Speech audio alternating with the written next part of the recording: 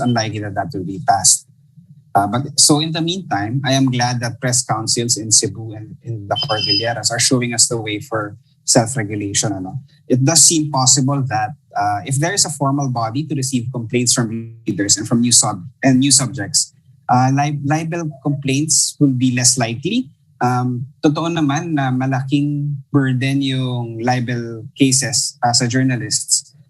Pero meron din naman siyang cost to the complainant, no? I mean, kailangan din nilang mag-file, kailangan din nila sundan yung kaso. And I'm pretty sure that a lot of people, a lot of government officials would rather not go that route. No?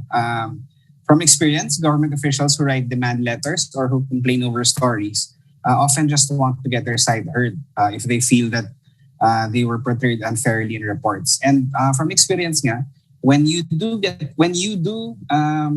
accommodate their side or do a follow-up story that para articulate your position better, hindi na matutuloy yung kaso. May mga instances where magpupursige sila sa kaso or usually hindi sila mag-reach out to you at magkakaso na lang. Pero for the most part, a lot of people who complain about stories or who reach out to the desk usually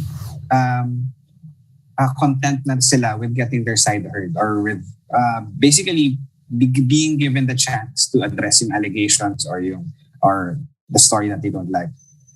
Having a council that will look into unfair reports, especially if there's representation from civil society, would really help a lot with those complaints and also help improve trust in media and bring us closer to the public that we serve. In the meantime, we can only rely on the ethics of our profession, no? And try our best to work within the principles within the pillars of ethical journalism, which is truth, independence, fairness, justice, accountability, and humanity. Nasabi kanina na medyo baby steps pa yung Citizen Press Council sa Cordillera, but I really think mas malaki yung chance or mas mabilis na mag-develop yung local press councils rather than yung pag-decriminalize ng libel, given how long the campaign has been, given the decades that we've been calling to decriminalize it, at hindi naman siya nangyayari. So I really hope that this would be a better way forward for all of us. Thank you very much. Thank you, Jonathan. Saktong-sakto yung binigay mong example na 10 years yung tinakbo. Yung kaso ko, 10 years talaga siya tumakbo. 10 years RTC pa lang, oo. Hindi siya na-elevate man lang sa CA or wherever. 10 years sa regional trial court. And yes, you have to get clearance now and then from the judge if you're gonna travel. Ano pa ba mga na-experience ko nun? Totoo po yun, magastos pag may libel. Kasi you feel compelled to buy clothes, to go to the nail salon and have a spa or something dahil stress na stress ka, no? Plus the every year 10,000 bail bond. Yun yung malaki. Which takes a toll on newspapers, lalo kung community newspapers lang. Oh. Kung talaga nangayayat si Joyce. Ay, hindi ako nangayayat. Nag-stress eating ako noon, Ariel. Imbis na mangayayat. Oo, nag-stress eating talaga ako noon. Saka, mahirap kasi halimbawa if you're gonna go abroad, some countries, they ask you if you've been convicted. Yun, okay lang kasi wala ka pang conviction. But the US, for example, asks you if you have been arrested. And I had to check yes. Because you pay your bail, that's technical arrested. Then you do the piano, you do the mugshot, etc. It's really tedious, no? Oo, tedious. Paliwanagan pa dun sa consul na kausap mo na, why were you arrested? Kasi the shit happens, di ba? This is the Philippines, etc. But yeah, we were all pushing for the decriminalization of libel. Kailan ba ka lang kasi I just noticed, Ariel, may mga estudyante tayo dito sa ating Zoom room, ano? Bagamat sinasaad sa Constitution natin na no law shall be passed abridging the freedom of expression and of the press. Baka lang hindi ninyo ma-wrap around your head. kung no law, bakit may libel? So magkaiba talaga siya. Iba dapat ang pinoproteksyonan ng libel.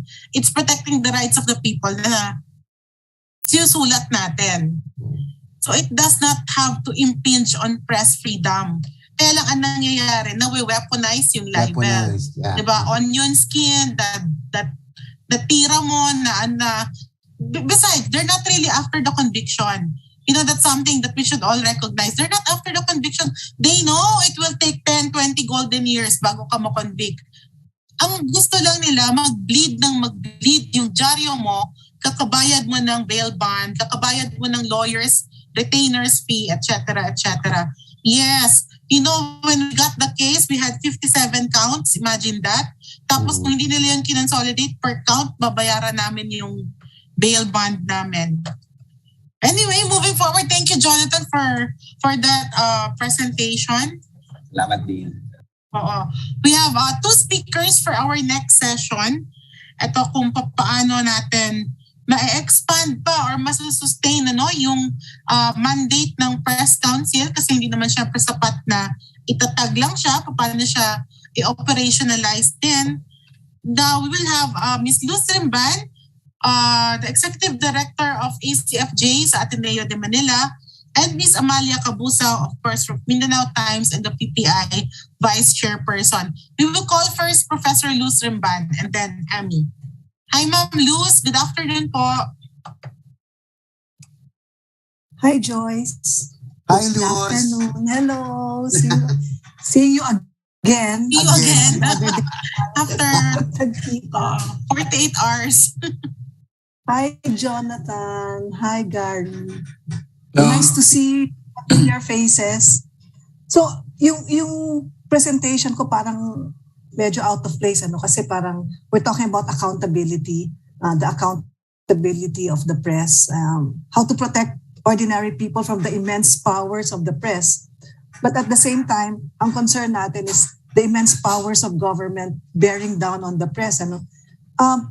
Pero yung my presentation has something to do with it in the sense of the economic, which I will present in a little bit. So one of the biggest, if not the biggest problems of journalism and the news business these days is how to stay alive. This is a global challenge faced by newsrooms everywhere.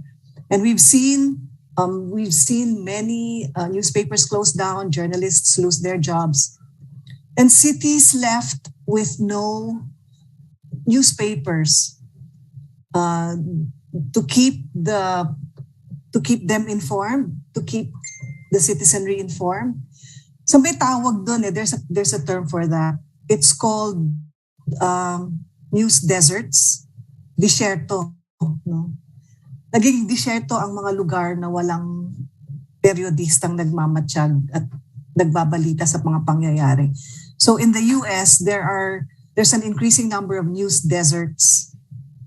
So this concern was uppermost in our minds when the Asian Center for Journalism at the Ateneo partnered with the global NGO Internews for a project called Ads for News.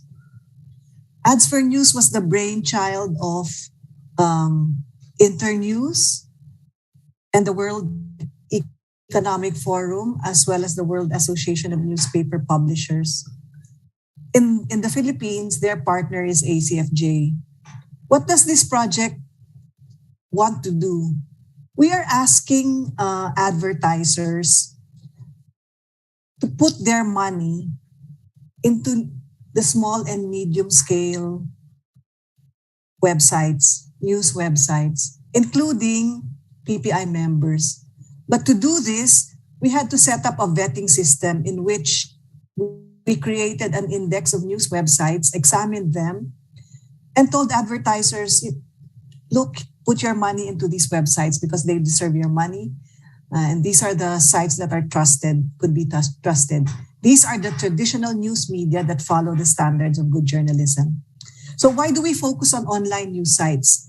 Because actually advertisers are preferring to put their ads online, where they can track who sees them, where they can track how many views their ads get. And they even determine the point where the viewer can make an actual purchase. So technology is going in that direction.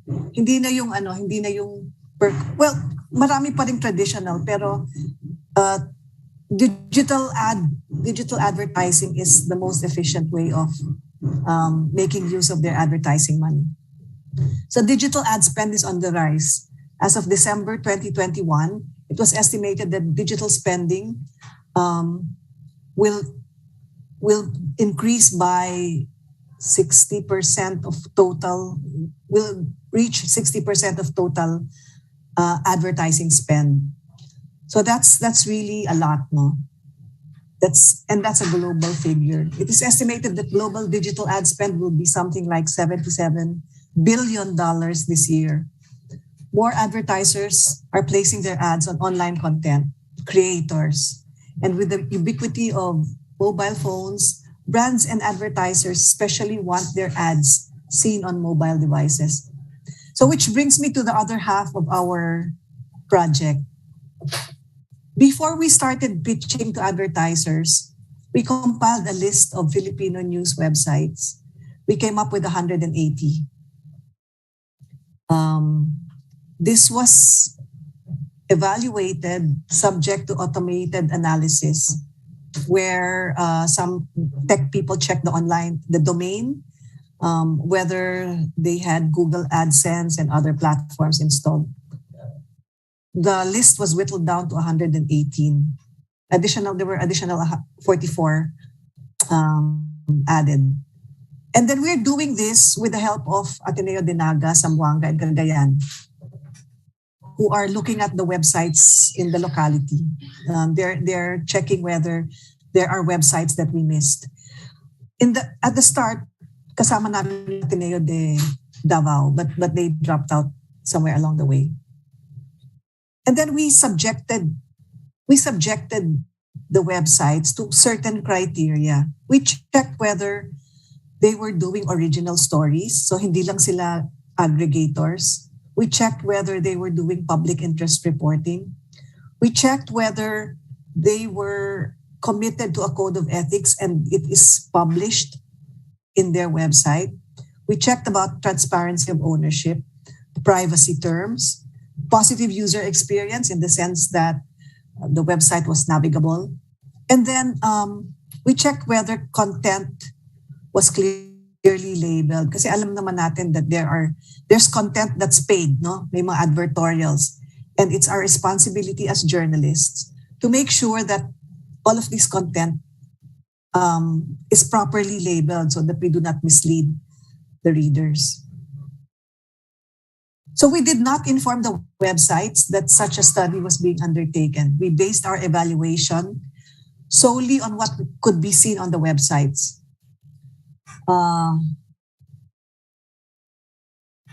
By the way, our advisory board consisted of members of the Ateneo de Manila Communication Department faculty. So among them were John Neri, Maribel Buenaobra, Seb Sarmenta, Jay Bautista, Norman Agatep, and Jail Cornelio, who was included in the libel case that Jonathan was mentioning a while ago with Rappler. So at ACFJ, we were very happy that we were undertaking such a project, but we were also concerned because we haven't had a tool such as this ever, as far as we know, that holds newsrooms to account. It's always been when we talk of a code of ethics, we talk of individual commitment to certain behavior. The burden is always on the individual to be ethical. Here in this project is a mechanism where we try holding the whole newsroom to account. Media owners, publishers, and editors should also be held accountable, in other words, not just the individual journalists. So ACFJ is still wrapping up this study, but I can tell you that we have been discussing this among a small group of fellows who belong to, that are taking a fellowship under Seidel, Sweden. So that's Professor Gary, Ariel, Ami. We've been discussing this because we were tasked to identify what is the main problem of Philippine media at the moment. And this has been cropping up a lot, the economic side of things. But our project at ACFJ doesn't pretend to be the be all and end all of the issue of the economic survival of newspapers, but we hope that it is a start. So that's something to think about. Do you think it would work if we tell advertisers, stay away from news organizations that publish, or websites that publish fake news? We want you to put your money into the legitimate traditional news organizations that uphold the standards of journalism. In this way, we are keeping the news organizations accountable and tying it to the economic survival of the organization. So over the past weeks, ACFJ, Internews, and Internews have been working together with Makati Business Club, talking to brands and companies. And there's a shared advocacy that we need to fight disinformation. And one way is to build up the legitimate news organizations. But the problem has been, do you have the metrics? Do you have the numbers? Do these small websites have the numbers that will attract advertisers? Advertisers are now asking for that. So if you ask the small websites, they're too small. They're really too small. They don't have the numbers.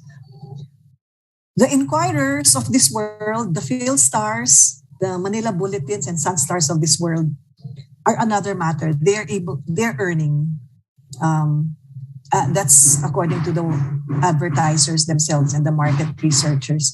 That's because these big ones have been there online for the longest time and they have a strong online presence. They are on the radar of advertisers. The question for the rest is, how do you grow your audience? Paano yung mga maliliit? How do you make a mark? How do you make a dent so that you get noticed by advertisers or get picked up by advertising and marketing applications? It's sad that a lot of content creators, including those that peddle fake news, are capturing the digital advertising money and easing out the news websites out of the picture. So napupunta yung advertising revenue sa may mga audience, and that includes mga influencers na kahit ano sinasabi. Anyway, that's not the topic of this forum, but something to think about later. But I think the point simply is, as journalists, we need to grow our audience too. In the past, we weren't concerned about this. Bahala na ang marketing people dyan. No? But today, the marketing and advertising aspects of a news organization are closely linked to the content of the newspaper. What's the identity of the newspaper? What's your brand? What are you known for? What is your distinct service or content? In other words, what's your story? What's your brand? Ang mga vloggers, and influencers, magagaling sila gumawa ng kanilang brand. What about the news organizations? What's our brand? So I'm going to close with this quote. Your brand is not a logo. Your brand is not a logo. Your brand is your story. The stories of the people you serve. With a brand, you have differentiated your products and services. Without a brand, you are just selling a commodity. And in that case, the lowest price wins. So stories create meaning. Your stories reveal rich layers of meaning. Why do you do what you do and why it matters? So that's all. Thank you. Thank you very much. That's all from me. Thank you, Ma'am Luz. Actually, ang ganda po nung concept, saka tinatahi niya yung pag-place ng ads sa pag-hold accountable at pag-uphold ng responsible and good journalism. Sana mag-push through po yung project at sana maisipan ng mga nasa corporate na, put your money where your mouth is. Kung nag-CSR ka, dugtungan mo na. Doon ka dun sa hindi nagpe-peddle ng disinformation or misinformation. At saka, gusto ko lang i-argue na hindi ito malayo sa dinidiskusyon natin ngayon. Kasi para tayo magkaroon ng press council, kailangan mo na buhay yung media mo. At para mabuhay yung media, kailangan may kita siya. Tama yun, hindi mo na maihiwalay talaga yung content sa marketing aspect and business model, more importantly, ng ating operation. So ngayon, sa mahabang discussion natin, now we come to our last speaker. Thank you, Ma'am Luz, kanina. I'd like to call the Vice Chairperson of the Philippine Press Institute, Ms. Ami Cabusao. She will be discussing how to move forward, para sa ating efforts to revive the press councils. Hi, Ami. Good afternoon. Ami, naka-mute pa. Sorry. I'm sorry. Yeah. Thank you very much. My connection is not very good. So I'm going to make this quick. No? So first, I would like to thank the Seidel Foundation for making this possible, and for all those who dropped by, and tuned into our conference this afternoon. So here, we all know, especially here in Mindanao, the strong local journalism builds social cohesion, which we all need, and it encourages political participation as well as improve efficiency and decision making of the local government. And I could not stress this enough at this time when we are all going crazy. 3 weeks before the elections. So we also realized that the business model that support local newspapers in the past is no longer viable, as Luz mentioned. And we really need to explore new business models to survive, because this is the challenge that we all face today. And in this digital age, we're told that we need to be journalistic entrepreneurs and be creative, so that we can invest in long-term projects to really serve the information needs of our communities. So we look forward. We look forward to the establishment of the media council, maybe here in Mindanao at the regional level, and but first, Adrian Amatong, our trustee for Mindanao, we were talking this morning, and he said, but first, what will happen to us after May? So either way, the next few months will really be very challenging for us as journalists, whoever wins. So, but then we have been through difficult periods in our history, and we have shown that we are still here. We still persevere, and we are very hopeful that journalism will still be here to stay, and that good journalism will really be the future of all of us. So thank you very much, and that's it. Before we go to before my connection gets very unstable. Thank you very much. Thank you, Ami. Thank you kay Adrian via your conversation earlier with him. He's unable to join us today. At this point, we'd open the floor to a few questions perhaps from our audience. Actually, may nag-comment kanina si Lina. Sabi niya, hindi raw niya alam na may libel siya until she had to get an NBI clearance. Minsan hindi umaabot sa atin yung mapapeles na may kaso na pala tayo. May comments ba or questions? Diba usually if a libel case is filed, it's filed on your the newspaper that you're writing, or yun pa ang masaklap dyan, Ami, kasi under our existing libel rules, kung saan umaabot ang publication, pwede kang doon kasuhan. So not necessarily, halimbawa, Davao-based yung newspaper, Davao lang. Kung umaabot yung dyaryo mo sa Manila, pwede kang sa Manila kasuhan. We had a case where pinailan kami, Palawan. So, nagpapalawan yung pupunta. Pag may, sabi ko, aba, teka muna, parang bakasyon ang ginagawa. Parang, yeah, we also had one case, libel case. Yeah, we had a libel case in Pasay. So ako kasi Attorney Duresa used to go to Pasay for that, no? And it was just ad. It was an ad, and ad. ad yun na sinabi nila na photoshop namin ang ad. But then sabi namin, how can we do that when in the afternoon we're so busy already closing the page? Hindi na namin ma-photoshop yon. And besides, we showed yung evidence na may t-shirt talaga siya na bayot ko, palag ka. I mean, that's a Bisaya term ko. Ako, if I'm gay, so what's wrong with it? Or what do you care? Parang ganon. Pero yun yung reason na bakit kami na libel. All these things, no? Like, even if you don't publish, you will be parang threatened with libel. If you don't publish their stories, parang ganon. Weird. Sala sa init, sala sa lamig. You publish, you don't publish, they attack you pa rin. Oo. Meron comments si Kong. Any snarky comments from the audience? Kong! No, later na yung snarky comments mo. Sabi ni Lina, ako sa Marawi, nasa Inquirer pa ako, 30 complainants, an entire clan in Butig. Pero mukhang may punto sila. Bata pa ako noon. Oo. Libel, yeah. Covers printed or published articles. Yes, that is correct. Sabi ni Kong.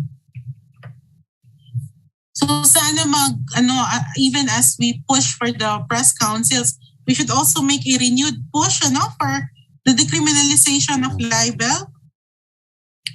Of course, if depende sa resulta sa May 9, but we have to keep on pushing nonetheless, regardless, despite kung sino man ang manalo, kailangan natin.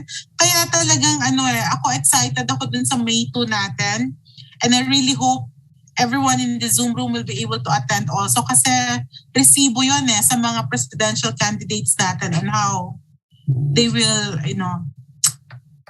address press freedom issues. Sabi ni Francie, my libel case was dismissed within a year. Galing. My lawyer then used right to info and to free press as defenses. Yeah. Sa libel, ang pinakamahirap patunayan dyan is yung malice in fact. Mm-hmm. Pero yun ang dapat yung burden nandun sa ang burden nandun sa the burden shifts. Kung public official yung involved, nag-shift yung burden. Ang kailangan magpatunay ng mali siya ay yung nag-aakusa. Whereas if it's a private citizen, then nasa atin yung burden. Ang onion skinned naman daw, sabi ni Kwang. Oo, minsan nga hindi lang siya basta-basta onion skinned Minsan totoo yung report mo, gusto ka lang talaga niyang gantihan. Gusto ka lang niyang bawian, kaya kanya kasuhan ng libel. Pero yun nga, sana yung press councils natin, isa siya talaga sa isang maging vehicle, para mabawasan yung mga ganitong cases or parang bago pa umabot sa pagsampa ng kaso, ma-resolve na sa level ng press councils. Baka naman pwedeng mapag-usapan. There's always been a nagging question, Joyce, about how will the press council or media council curb cases of libel? Noong mababawasan ba o wala na talaga? Baka pwedeng sagutin ni Prof. Gary. Meron bang assurance sa ganon? Experience nila. Prof. Gary, yes, sir. oo. Or ni Cherry ng Cebu, for that matter. Actually, nagtatanong ako dun sa mga publishers, editors kung merong evidence na ganyan. I think Jonathan was able to prove that party, May sinabi siya na nababawasan yung kaso. What about you, Ami, sa inyo? Kasi wala pa kami press council. Hindi. Kapag pinapublish nyo yung right of reply. Ano yan? We publish the right of reply. And we publish our right of reply. We practice that. And dun sa namin, sa staff box namin, meron talaga doon na if you have any questions, please, yung may ganyan kami. Yung before yung sa PPI, di ba Ariel, meron doon parang all of us are asked to print that. Yeah. We have, ang tawag dito, treated unfairly by newspapers. You can ganun. call, Feedback, you can write to the editor-in-chief and parang ganyan. Yes. Yeah. Si Jane, ano ang experience nila sa Baguio? Yung right of reply and libel cases. Baka wala pa sir sa Baguio kasi Hindi. Yung outside of the press council. Outside of the press council. Jane, are you...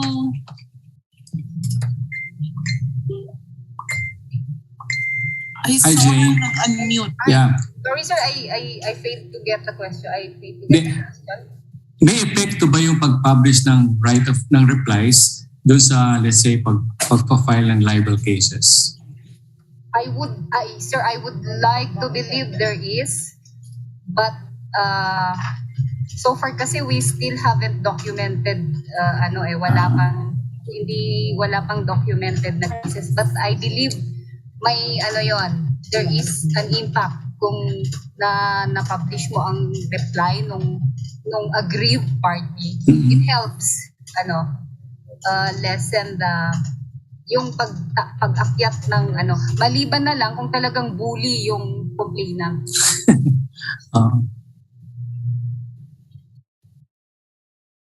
Si Kong may comment siya, baka makatulong daw kung ang press council may partnership with the local IBP. Yeah. Yung legal group kasi meron siyang representation dun, Kong, sa council membership. Mm-hmm. Yes. Question from Francie. How to have bakit daw, kasi as a Zamboanga daw kasi walang local press council. Paano raw ba simulan para daw baka makapag-organize sila? Merong step-by-step dyan presented by Sherry Ann during the National Press Forum. We can share it to you, but if you guys want to be helped, to be assisted on that, andito lang kami sa PIPE, just let us know kung interesado kayo mag-create ng your own press council there. Tutulungan namin kayo mag-create.